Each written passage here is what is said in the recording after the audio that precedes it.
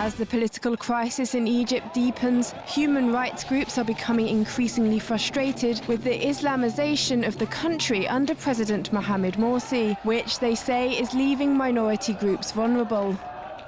The gap seems to be widening between the US and Egypt, with anti-American sentiments in Egypt hitting new heights since the US embassy in Cairo was stormed by Salafist protesters and vandalized on the anniversary of the September 11th terrorist attacks in New York. The Obama administration has done little during the rising Egyptian political tension, and in the light of the sexual violence against female anti-government protesters and the recent fatwas issued against opposition leaders by leading Muslim clerics, which mirror the killing of an opposition party leader in Tunisia, human rights groups are calling on the US president to take more action.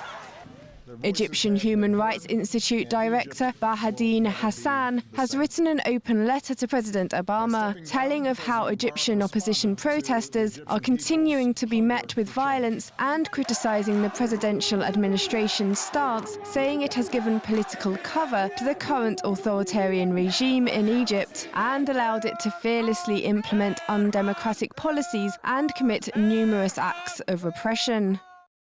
Meanwhile, a top US Republican on the Armed Services Committee has been criticized by Egypt's foreign minister for calling the Islamist-backed Morsi an enemy of the US. Senator James Inhofe has submitted a draft bill that would suspend arms sales to Egypt should it not uphold peace with Israel or should it continue to violate human rights.